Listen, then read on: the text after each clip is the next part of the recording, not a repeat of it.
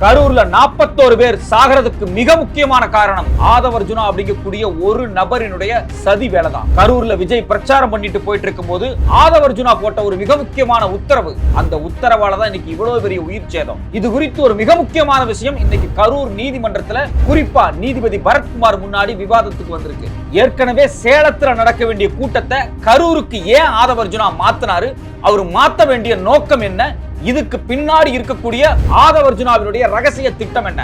41 பேர் செத்து இவ்வளவு துயரமான இந்த நேரத்துல நேத்தைக்கு இரவோடு இரவா ஆதவர்ஜுனா மிகப்பெரிய சதி வேலையில் ஈடுபட்டு வசமா மாட்டி இருக்கிறார். ஒட்டுமொத்தமா பல ஆதாரங்களை போலீஸ் இன்னைக்கு சலிச்சு எடுத்திருக்கிறாங்க. ஆதவர்ஜுனா தமிழ்நாட்டை இரத்த களமாக்குறதுக்காக சில வேலைகளை செஞ்சிருக்கிறார். அதுக்கு சில கைக்கூலிகளோடு அவர் கைகோர்த்திருக்கிறார். அடிப்படையில் இந்த ஆதவர்ஜுனா யாரு, எதுக்காக பல கட்சியில சதி வேலை பண்ணதுக்காக தூக்கி எறியப்பட்டார், இவர் எப்படி எதுக்காக விஜய் கட்சிக்குள்ள இன்சர்ட் பண்ணப்பட்டார், கரூர்ல இவர் விஜய்க்கு கொடுத்த உத்தரவு என்ன, இது குறித்து இன்னைக்கு கோர்ட்ல விவாதம் நடந்தது என்ன? வணக்கம், அது தமிழ் குரல், நான் உங்கள் சத்யராஜ். இன்னைக்கு கரூர் நீதிமன்றத்துல மிக முக்கியமான ஒரு விவாதம் போயிருக்கு. அந்த விவாதத்துல தாவேகா கட்சி, அதாவது விஜய் கட்சியினுடைய மிக முக்கியமான பொறுப்பாளர் திரு ஆதவர்ஜுனா குறித்து பல முக்கியமான விஷயங்கள் பேசப்பட்டிருக்கு. முதல் இந்த வழக்கை விசாரிச்ச கரூர் நீதிமன்றத்தினுடைய நீதிபதி திரு பரத்குமார் அவர்கள் நேரடியாக பல கேள்விகளை விஜய் கட்சியினுடைய வழக்கறிஞர்கிட்டே கேட்டிருக்கிறார். அதுல குறிப்பா பார்த்தா 10,000 பேர் தான் வருவாங்கன்னு நீங்க எப்படி யூகிச்சீங்க அப்படின்னு வெளிப்படையா கேட்கிறார். அதாவது தாவேகா கட்சி அவங்களுடைய லெட்டர் பேட்லயே எழுதி கொடுக்குறாங்க, எங்க கட்சி கூட்டத்துக்கு 10,000 பேர் தான் வருவாங்க அப்படின்னு சொல்லி எழுதி கொடுக்குறாங்க. ஆனா வந்த கூட்டம் 20,000 30,000 பக்கமா இருக்கு அப்படிங்கிறாங்க. அது குறித்து நீதிபதி கேட்கும்போது உங்க கட்சி கூட்டத்துக்கு எவ்வளவு பேர் வருவாங்க அப்படிங்கறத உங்களால துல்லியமா கணிக்க முடியலையா? விஜய் அப்படிங்கிற ஒரு அரசியல்வாதி கிடையாது, அவர் ஒரு சினிமா ஸ்டார். ஒரு சினிமா ஸ்டாரை பார்க்கிறதுக்கு கட்சிக்காரங்க மட்டும் கிடையாது, சுத்தி இருக்கக்கூடிய எல்லா மக்களுமே வருவாங்க. அதை அசஸ் பண்ணி ஒரு மைதானமோ இல்ல ஓப்பனான பிளேஸோ ஏன் நீங்க கேட்கல அப்படிங்கிற மிக முக்கியமான கேள்வியை தாவேகா கட்சியினுடைய வழக்கறிஞரை பார்த்து கேட்டிருக்கிறாங்க. அதுக்கு தாவேகா தரப்புல இருந்து சொன்ன வாதங்களை பார்த்தா ரொம்ப கேவலமா இருக்கு. எந்த விதமான அரசியல் புரிதலுமே இல்லை. அதுல என்ன சொல்றாங்க அப்படின்னா, சார் சனிக்கிழமை எல்லாரும் சம்பளம் வாங்க போயிடுவாங்க, அதனால யாரும் வரமாட்டாங்கன்னு நினைச்சோம் அப்படின்னு ஒரு மொக்கையான பதில நீதிமன்றத்திலேயே சொல்லி அசிங்கப்பட்டு நிக்கிறாங்க. நீதிபதி தெளிவா கேட்கிறாரு, சனிக்கிழமை ஸ்கூல் லீவ் விட்டு இருக்கு, அவர் ஒரு சினி ஸ்டாரு, சின்ன குழந்தையிலிருந்து எல்லாருமே பார்க்க வருவாங்கன்னு விஷயம் கூட உங்களுக்கு தெரியாதா அப்படின்னு காட்டமா கேட்கிறாரு. அதுக்கு உடனே விஜய் கட்சியிலிருந்து என்ன சொல்றாங்க, சார் நாங்க கட்சிக்காரங்களை தான் சார் கட்டுப்படுத்த முடியும், மக்களை கட்டுப்படுத்த முடியாது சார் அப்படிங்கிறாரு. இங்க முக்கியமான விஷயமே என்ன அப்படின்னா, அவ்வளோ கூட்டத்துல வந்த மக்கள் யாரும் எந்த அளப்பறையும் பண்ணல, மக்கள் யாரும் மரத்து மேல ஏறல, மக்கள் யாரும் வீட்டு மேல ஏறி உட்காரல, ஏறி உட்கார்ந்து எல்லா அளப்பற வேலைகளையும் பண்ணது யாரு அப்படின்னா விஜய் கட்சிக்காரங்க தான். அதனாலதான் பாத்தீங்கன்னா செத்து போன 41 பேர்ல விஜய் கட்சி அல்லாத அப்பாவிகள் அதிகமா இருக்கிறாங்க. சாதாரணமா விஜயை வேடிக்கை பார்க்கலான்னு வந்தவங்க தான் அங்க மோசமா பாதிக்கப்பட்டிருக்காங்க. இந்த விஜய் கட்சிக்காரன் மரத்தை பிடிச்சி செவுத்த பிடிச்சி எங்கேயோ ஏறி தப்பிச்சு ஓடிட்டான் எல்லாரும். சோ அப்ப நீதிபதி தெளிவா கேட்கிறாரு, அவர் ஒரு ஸ்டார், ஒரு சினிமாக்காரர், டாப் ஸ்டார், நீ எதுக்கு அதுக்கான இடத்தை கேட்காம இங்க கேட்ட அப்படிங்கிறாரு. இல்ல நாங்க வேற இடம் கேட்டோம், லைட் ஹவுஸ் பகுதி கேட்டோம், அது மட்டும் இல்லாம நாங்க உழவர் சந்தை பகுதி கேட்டோம் அப்படிங்கிறாரு. நீதிபதி நேரடியா சொல்ற, நீங்க கேட்ட 3 இடமே இவ்வளவு கூட்டத்தை அகாமடேட் பண்ணாது அப்படின்னு சொல்லி தெளிவா சொல்றாரு.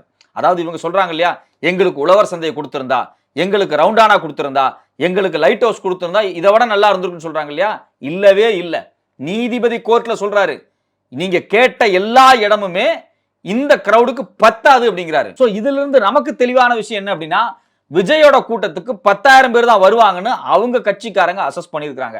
அதன் அடிப்படையில தான் 3-4 இடத்தை தேர்வு செஞ்சிருக்காங்க. நீதிமன்றத்தில் இப்படி ஒரு விவாதம் நடக்கும்போது ரொம்ப முக்கியமான ஒரு வார்த்தை அங்க உரையாடப்படுது. அரசு வழக்கறிஞர் தரப்புல ஒன்று சொல்றாங்க, அதாவது மக்கள் கூட்டம் அவங்க கேட்ட இடம் இது எல்லாத்தையும் தாண்டி விஜய் நேரத்துக்கு வரல. அவரு 12:45க்கு கரூர் வர வேண்டியவர், அவரு 7 மணிக்கு தான் வர்றாரு. இதுதான் அங்க ஒரு முக்கியமான பிரச்சனை அப்படின்னு சொல்றாங்க. அது மட்டும் இல்லாம தாவேகா கட்சியினுடைய மிக முக்கியமான பொறுப்பாளர் ஆதவர்ஜுனா அந்த கூட்டத்துல விஜய் கிட்ட சில இன்ஸ்ட்ரக்ஷன் கொடுத்தாரு. அந்த இன்ஸ்ட்ரக்ஷனை விஜய் ஃபாலோ பண்ணதுனால தான் இன்னைக்கு இவ்வளவு பெரிய உயிர் சேதம் அப்படிங்கிற மாதிரியான கருத்து பேசப்பட்டிருக்கு. இந்த பிரச்சார கூட்டத்துல விஜய் கிட்ட ஆதவர்ஜுனா என்னன்னு சொல்றதுக்கு முன்னாடி முதல்ல ஆதவர்ஜுனா யாருன்னு நமக்கு தெரியணும். ஆதவர்ஜுனா அப்படிங்கிறவர் ஒரு பச்சையான ஒரு பொலிட்டிக்கல் புரோக்கர். அவன் வாய்ஸ் ஆஃப் காமன் ஒரு கம்பெனியை வச்சுக்கிட்டு இந்த பொலிட்டிக்கல் புரோக்கர் வேலை பார்க்கக்கூடிய ஒரு காமனான ஆளு. பல கட்சிக்குள்ள போய் நான் ஒரு நல்லவன், இந்த கட்சியினுடைய வெற்றிக்கு நிறைய சோசியல் மீடியா பிரச்சாரம் எல்லாம் பண்ணி தருவேன் அப்படின்னு அந்த கட்சிக்குள்ள போயிட்டு அந்த கட்சிக்கு உள்ளேயே பல சதி வேலைகளை பார்த்து செருப்பால அடிச்சு துரத்தி விடப்பட்டவன். அதுல குறிப்பா கடைசியா பாத்தீங்க அப்படின்னா விசிகாக்குள்ள போய் உட்கார்ந்துகிட்டு அந்த கட்சியில் இருக்கக்கூடிய முக்கியமான பொறுப்பாளர்களையே தன்வயப்படுத்தி சில உள்ளடி வேலைகளை பார்க்கும்போது இதை எல்லாத்தையும் கண்டுபிடிச்சு எப்படியாவது அவன் அந்த கட்சியிட்டு துரத்தணும் அப்படின்னு வெளிப்படையா அவனை துரத்திட்டாங்க. சோ அடிப்படையில் இந்த ஆதவர்ஜுனா அப்படிங்கிறவன் ஒரு பொலிட்டிக்கல் புரோக்கர். இவன் பல கட்சிக்குள்ள பூந்து எப்படியாவது ஒரு எம்பி பதவி வாங்கிடணும் அப்படிங்கிறது அவனுடைய நெடுநாள் கனவு. அவனை இதுக்கு முன்னாடி பல கட்சிகளை தூக்கி எரிஞ்சிட்டாங்க. கடைசியா விஜய் கட்சி ஆரம்பிச்ச உடனே ஆனந்த விகடனோட சேர்ந்து ஒரு நிகழ்ச்சியை பண்ணி விஜய் அந்த அம்பேத்கர் புத்தக விழாவுக்கு கூப்பிட்டு உட்கார வச்சு அதுல போய் இவன் உட்கார்ந்து ஒரு பெரிய ஸ்கோர் பண்ணி திமுகவுக்கு எதிராக பேசி ஒரு பெரிய புரட்சியவாதி மாதிரி காமிச்சு விஜய் கூட போய் ஒட்டிக்கிட்டான். இதுல நாம கவனிக்க வேண்டிய விஷயமே என்ன அப்படின்னா, அவனுக்கு எந்த பொலிட்டிக்கல் பேக்ரவுண்டுமே கிடையாது, எந்த அரசியல் முன் அனுபவமே கிடையாது.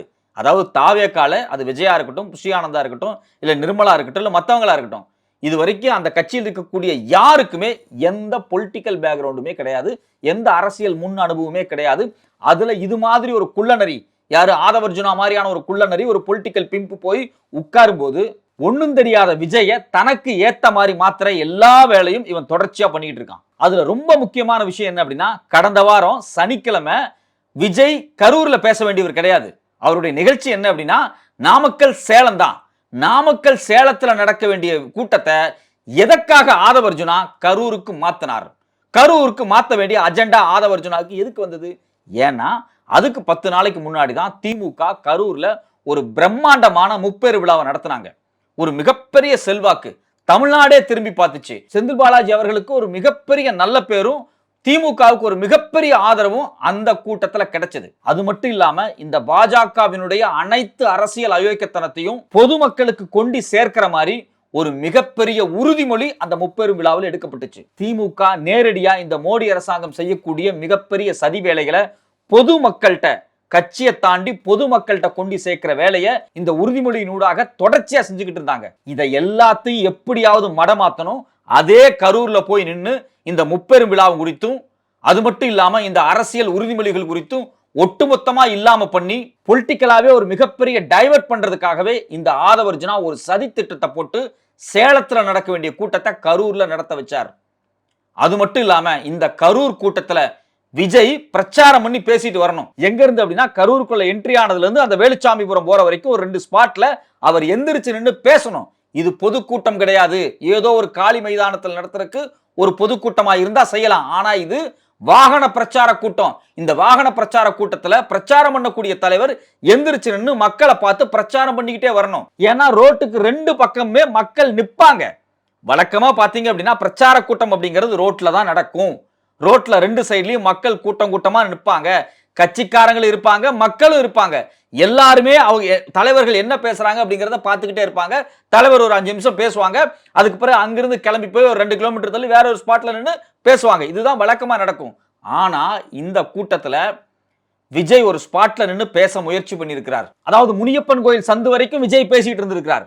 அப்படி பேசிட்டு இருந்த விஜய் கிட்ட ஆதவர்ஜுனா கிட்ட போய் சில விஷயங்களை சொல்றாரு. அதுக்கு பிறகு விஜய் பேசுறதை நிறுத்துறாரு. நேரடியா கேரவனுக்குள்ள லைட் ஆஃப் பண்ணி உட்கார்ந்துக்கிறார். இப்ப நமக்கு அல்டிமேட்டா என்ன கேள்வி வருது? ஆதவர்ஜுனா என்ன இன்ஸ்ட்ரக்ட் பண்ணாரு? ஏன் விஜய் பேசாம உள்ள வந்தாரு? இது ஒரு கேள்வி வருதா இல்லையா? அது மட்டும் இல்லாம இதே ஆதவர்ஜுனா கிட்ட போலீஸ்காரங்க சொல்றாங்க, வண்டியை முன்னாடி ஓட்டிட்டு போகாதீங்க. அதாவது இந்த சம்பவம் நடக்குது பாத்தீங்களா, மக்கள் உயிரிழந்தாங்க பாத்தீங்களா, அந்த ஸ்பாட் வேலுச்சாமிபுரம், அதுக்கு ஒரு 500 மீட்டருக்கு முன்னாடியே தயவு செஞ்சு இங்கேயே நின்று விஜய் பேச சொல்லுங்க அப்படின்னு போலீஸ் தரப்பில் இருந்தும் சொல்லப்படுது. யாருகிட்ட? ஆதவர்ஜுனாட்ட சொல்லப்படுது. ஆனா ஆதவர்ஜுனா இல்ல நாங்க அங்கதான் வருவோம் அப்படின்னு சொல்லி வாகனத்தை மக்கள் கூட்டமா நிக்கிற இடத்துல பிளந்துகிட்டு உள்ள போக சொன்னது இந்த ஆதவர்ஜுனா. இப்ப நமக்கு அடிப்படையில் ஒரு கேள்வி வருது. முதல்ல இவன் கரூரை சூஸ் பண்ணதே இவன் ஏதோ ஒரு சதி நோக்கத்துல தான் சூஸ் பண்ணியிருக்கிறான். 2வது முனியப்பன் கோயில் பக்கத்துல அங்கிருந்தே விஜய் பேசிட்டு வந்திருந்தார் அப்படின்னா விஜய பார்த்துட்டு அந்த கூட்டம் கலைஞ்சு போயிருக்கும். இதை நான் சொல்லல, தாவேகா கட்சிக்கார பல பேர் வீடியோ போட்டிருக்கான். இது வீடியோ ஆதாரத்தோட இருக்கு. சோ அப்படி அந்த இடத்துல பேசி முடிச்சோடனே கூட்டம் எல்லாம் கலைஞ்சு போயிருச்சு அப்படின்னா நம்மளால ஒரு மிகப்பெரிய கூட்டத்தை காமிக்க முடியாது அப்படிங்கறக்காக பேசாதீங்க, உள்ள போய் உட்காருங்க, லைட் ஆஃப் பண்ணுங்க அப்படின்னு ஆதவர்ஜுனா கிட்ட இருந்து உத்தரவு வந்துச்சா? அந்த உத்தரவின் அடிப்படையில் விஜய் உள்ள போய் உட்கார்ந்தாருங்கிறதா நமக்கு இருக்கக்கூடிய மிகப்பெரிய சந்தேகமும் கேள்வியும். ஆனா இன்னைக்கு கோர்ட்ல பாத்தீங்க அப்படின்னா வாகனத்துக்குள்ள உட்கார்ந்து இருந்த விஜய இங்க இருந்தே பிரச்சாரம் பண்ணுங்க அப்படின்னு காவல்துறை தரப்புல இருந்து சொல்லப்பட்டப்ப இல்ல நாங்க அங்க வரைக்கும் போவோம் அப்படின்னு ஆதவர்ஜுனா சொன்னார் இல்லையா? இதை இன்னைக்கு கோர்ட்ல நீதிபதி முன்னாடியே சொல்லப்பட்டிருக்கு. அப்ப இதுல இருந்து நாம புரிஞ்சுக்க வேண்டியது என்ன அப்படின்னா, இந்த கரூர் எபிசோட் அப்படிங்கிறது முழுக்க முழுக்க ஆதவ அர்ஜுனாவினுடைய ஐடியா. அப்ப ஆதவ அர்ஜுனா திமுக அரசாங்க பாஜகவை கடுமையா எதிர்த்துக்கிட்டு இருக்காங்க. ஓரணியில் தமிழ்நாடு அப்படிங்கக்கூடிய ஒரு மிகப்பெரிய அரசியல் பிரச்சாரத்தை நடத்திக்கிட்டு இருக்காங்க. அது மட்டும் இல்லாம தமிழ்நாடை தலகுனிய விடமாட்டோம் அப்படிங்கிற ஒரு பிரச்சாரத்தை நடத்திட்டு இருக்காங்க. இது வெகுமக்கள் பிரச்சாரம். கோடிக்கணக்கானவர்கள், 1 கோடி குடும்பங்கள் இந்த அரசியல் பிரச்சாரத்துக்கு உறுதுணையா நிக்கிறாங்க. இதை எல்லாத்தையும் ஒட்டுமொத்தமா மடமாத்தணும். கரூர்ல லட்சக்கணக்கான மக்கள் பாஜகவுக்கு எதிராக எடுத்துக்கிட்ட அந்த உறுதிமொழி இருக்கு பாத்தீங்களா, அந்த உறுதிமொழியை ஒட்டுமொத்தமா காலி பண்றதுக்காக ஆதவ அர்ஜுனா போட்ட ஒரு மிகப்பெரிய அஜெண்டா தான் இந்த கரூர் ஸ்பாட்டை பிக்ஸ் பண்றது. அதே மாதிரி விஜய் 2-3 ஸ்பாட்ல எந்திரிச்சு பேசியிருக்கணும். அதை பேச விடாம தடுத்ததும் இந்த ஆதவ அர்ஜுனா தான். அப்படி தடுத்ததுனால தான் கிட்டத்தட்ட 2-3 கிலோமீட்டர் வரைக்கும் சைட்ல நின்றுட்டு இருந்த விஜயினுடைய ரசிகர்கள், அது மட்டும் இல்லாம சாதாரண மக்கள் எல்லாருமே இந்த பஸ்ஸுக்கு பின்னாடியே வந்திருக்கிறாங்க. கிட்டத்தட்ட 7000 to 8000 பேர் பஸ்ஸுக்கு பின்னாடியே வந்து வேலுச்சாமிபுரத்து கிட்ட வரும்போது ஒரு மிகப்பெரிய நெரிசல் ஏற்பட்டிருக்கு. இந்த நெரிசல் ஏற்படக்கூடாதுன்னு தான் போலீஸ் அப்பவே சொல்லுச்சு. நீங்க 500 மீட்டருக்கு முன்னாடியே நின்னு பேசுங்க அப்படிங்கிறாங்க. நமக்கு அடிப்படையில் வரக்கூடிய கேள்வி என்ன அப்படின்னா, நீ மக்களை பார்க்க தானே வந்திருக்கிற, மக்கள்கிட்ட பேச தானே வந்திருக்கிற, அது வேலுச்சாமிபுரத்துல பேசினா என்ன, இல்ல முனியப்பன் கோயில் சந்திப்புல இருந்து பேசிட்டு இருந்தா என்ன? ஆனா நீ பஸ்ஸுக்குள்ள போய் உட்கார்ந்துகிட்டு மொத்த கிரௌடும் விஜய் எங்க விஜய் எங்கன்னு தேட வச்சு அலைய வச்சு அந்த கூட்டத்தை மொத்தமா கொண்டு வந்து சாகடிக்கிற வேலையை நீங்க பார்த்திருக்கிறீங்க. இது முழுக்க முழுக்க ஆதவ அர்ஜுனாவினுடைய சதி. இன்னைக்கு இருக்கக்கூடிய தமிழ்நாடு அரசுக்கு ஒரு மிகப்பெரிய கெட்ட பேரை உருவாக்கணும். இந்தியா லெவல்ல தமிழ்நாடு அரசுக்கும் முதலமைச்சருக்கும் இருக்கக்கூடிய நல்ல பேரு, கல்வியில் சிறந்த தமிழ்நாடு, பொருளாதாரத்தில் சிறந்த தமிழ்நாடு, மிகப்பெரிய வளர்ச்சி கண்ட தமிழ்நாடு அப்படின்னு வட இந்தியா முழுக்க கொண்டாடிட்டு இருக்கக்கூடிய இந்த இமேஜை காலி பண்றதுக்காக பாஜக கொடுத்த அஜெண்டாவை இந்த ஆதவ அர்ஜுனா விஜயை வச்சு செஞ்சுக்கிட்டு இருக்காரு. இதை எப்படி நாம இவ்வளவு உறுதியா சொல்றோம் அப்படின்னா, நேத்து நைட்டு தமிழ்நாட்டில் இருக்கக்கூடிய ஜென்செட்னு சொல்லக்கூடிய இளைஞர்களை தூண்டி விடுறதுக்காக ஒரு மிகப்பெரிய பதிவை யாரு போட்டது அப்படின்னா, இதே ஆதவ அர்ஜுனா அவருடைய சோசியல் மீடியா அக்கவுண்ட்ல போடுறாரு. அந்த போஸ்ட கவனமா படிச்சு பாத்தீங்கன்னாவே தெரியும். தமிழ்நாட்டில் இருக்கக்கூடிய இளைஞர்களை இன்னைக்கு இருக்கக்கூடிய அரசாங்கத்துக்கு எதிராக ஒரு மிகப்பெரிய வன்முறை கலவரத்தை உருவாக்குறதுக்கான ஸ்டேட்டஸ் அது. வன்முறை பண்ணுவோம் எல்லாத்தையும், எப்படி நேபாளத்தில் நடந்த மாதிரி, ஸ்ரீலங்காவில் நடந்த மாதிரியான ஒரு கலவரத்தை உருவாக்குவதற்கான திட்டத்தோடு அந்த செய்தி போடப்பட்டுச்சு. ஆனா அந்த செய்தியை உடனே அவர் டெலிட் பண்றாரு. அந்த டெலிட் பண்றதுக்கு முன்னாடி இந்த செய்தி தாவேகா இளைஞர்களுக்குள்ள எல்லாம் போயிருக்கு. அவங்க வாட்ஸ்அப் குரூப்புக்குள்ளேயும் சரி, அதே மாதிரி சிக்னல் குரூப்புக்குள்ளேயும் ஒரு மிகப்பெரிய கலவரத்தை உருவாக்குறதுக்கான உரையாடல் அங்க நடந்திருக்கு. அப்ப இதுல இருந்து என்ன தெரியுது அப்படின்னா, தமிழ்நாட்டுல எப்படியாவது ஒரு மிகப்பெரிய ஆட்சி மாற்றத்தை நிகழ்த்திடணும், இன்னைக்கு இருக்கக்கூடிய அரசாங்கத்தை தூக்கி எரிஞ்சிடணும் அப்படிங்கிற பாஜகவினுடைய மிகப்பெரிய அஜெண்டாவை பின்வாசல் வழியாக செய்யக்கூடிய வேலையை இந்த ஆதவ அர்ஜுனா செய்யறாரு. அதுக்காக இளைஞர்களை தூண்டி விடுறதுக்காக இந்த சோசியல் மீடியா வேலையை செஞ்சிருக்கிறார். தயவு செஞ்சு இளைஞர்களே ஒரே ஒரு விஷயத்தை கேளுங்க. முதல்ல இந்த ஆதவ அர்ஜுனா யாரு, அது உங்களுக்கு தெரியுமா? அவன் ஏன் பல கட்சிக்குள்ள போய் வாய் வச்சு செருப்பால் அடிபட்டு அந்த கட்சி விட்டு ஓடி வந்திருக்கான்னு உங்களுக்கு தெரியுமா? அவன் ஏன் எதுக்காக நைட் இப்படி ஒரு ஸ்டேட்டஸை போட்டுட்டு ஓடி போயிருக்கான்னு உங்களுக்கு தெரியுமா? நான் வெளிப்படையா கேட்கிறேன். கரூர்ல 41 பேர் செத்தாங்கல்ல, ஏன் அவன் வந்து பார்க்கல? அவன் விஜய்க்கு கொடுத்த இன்ஸ்ட்ரக்ஷனால தான் இவ்வளவு பெரிய சம்பவமே நடந்திருக்கு. அவன் கண்ணு முன்னாடியே செத்து போறத அவன் பார்க்கறான். ஆனா கரூர்ல மக்கள் செத்த உடனே ஓடி போயிட்டான். அவன் விஜய் வந்தா தானே கூட்டம் வரும், இவன் வரலாம் இல்ல, இவன் வந்து ஏன் ஹாஸ்பிட்டலுக்கு வரல? 41 பேர் செத்து இருக்காங்கல்ல, அதுல விஜய் ரசிகர்கள் இருக்காங்கல்ல, தாவேகா தொண்டர்கள் இருக்காங்கல்ல, ஏன் அவங்க வீட்டுக்கு போகல? போனா செருப்படி வாங்குவான். அவன் செருப்படி வாங்கிட கூடாது அப்படிங்கறதுக்காக ஓடி ஒளிறான். இதுவரைக்கும் ஆதவ அர்ஜுனா அந்த மக்களை பார்த்து ஏதாவது பேசியிருக்கானா? அந்த கலவரத்துல என்ன நடந்தது அப்படின்னு பேசியிருக்கானா? இல்ல நான் தான் இன்ஸ்ட்ரக்ஷன் கொடுத்தேன், 500 மீட்டர் முன்னாடி நிக்க முடியாது, அங்க வேலுச்சாமி வரைக்கும் உள்ள வரைக்கும் போகணும், நான் தான் சொன்னேன்னு ஒத்துக்கிறானா? அதெல்லாம் கூட விடுங்க, மக்களை சந்திச்சானா? ஒரு பிரஸ் மீட் வச்சானா? ஏன் ஓடி ஒளிஞ்சிட்டு பேஸ்புக்ல உட்கார்ந்து இளைஞர்களை தூண்டி வர மாதிரியான ஸ்டேட்டஸ் போடுறான்? ஏன்னா ஒரு மிகப்பெரிய கலவரத்தை உருவாக்கி அந்த கலவரத்தினூடாக அதுல பலனடையலான்னு நினைக்கிறான். தமிழ்நாட்டை எப்படியாவது கலவர பூமி ஆக்கிரணும். தமிழ்நாட்டுக்கு இருக்கக்கூடிய ஒரு மிகப்பெரிய படிச்ச இமேஜ் இருக்கு இல்லையா, ஒரு பெரிய ஸ்டேட்டுப்பா, மிகப்பெரிய மேனுஃபேக்சரிங் எக்கானமி இருக்கு, சர்வீசிங் செக்டார் பயங்கர பூமா இருக்கு, எக்கச்சக்கமான காலேஜ் இருக்கு, பெஸ்ட் யூனிவர்சிட்டிஸ் இருக்கு, பெஸ்ட் ஹாஸ்பிட்டல் இருக்கு, இந்தியாவினுடைய ஹாஸ்பிட்டாலிட்டி ஹப், மெடிக்கல் ஹப்னு இவ்வளவு பேர் நல்ல பேர் இருக்கு பாத்தீங்களா? இந்த நல்ல பேரை எல்லாத்தையும் ஒட்டுமொத்தமா காலி பண்ணுவதற்காக, தமிழ்நாட்டை அசிங்கப்படுத்துவதற்காக, இந்த தமிழ் இனம் ஒரு சினிமாக்காரனுடைய அடிமை அப்படின்னு காமிக்கிறதுக்காக, ஒட்டுமொத்தமா நம்ம இமேஜையே கெடுக்கிறதுக்காக இந்த ஆதவ அர்ஜுனா வேலை பார்த்துட்டு இருக்கான். தமிழ்நாட்டு இளைஞர்கள் தயவு செஞ்சு இதை புரிஞ்சுக்கணும்.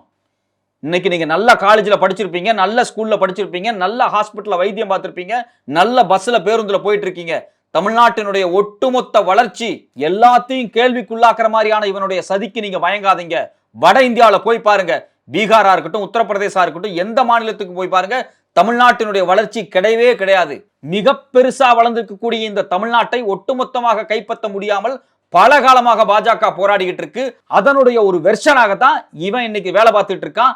இவன் விஜய் அப்படிங்கக்கூடிய ஒரு நபரை தனக்கு ஏத்த மாதிரி பயன்படுத்திக்கிட்டு இருக்கான். அது விஜய மட்டும் கிடையாது, விஜய நம்பி இருக்கக்கூடிய உங்களையும் சேர்த்து தான். லட்சோப லட்ச இளைஞர்கள் விஜய நம்பி அரசியலுக்கு வந்திருக்கீங்க இல்லையா, உங்களை எல்லாத்தையும் டிரைவ் பண்ணக்கூடிய ஆளாக இந்த ஆதவர்ஜுனா இருக்கான். இவனுடைய வார்த்தையை நம்புறதுக்கு முன்னாடி இவன் யாருன்னு கொஞ்சம் தெரிஞ்சுட்டு அதுக்கப்புறம் நம்புங்க.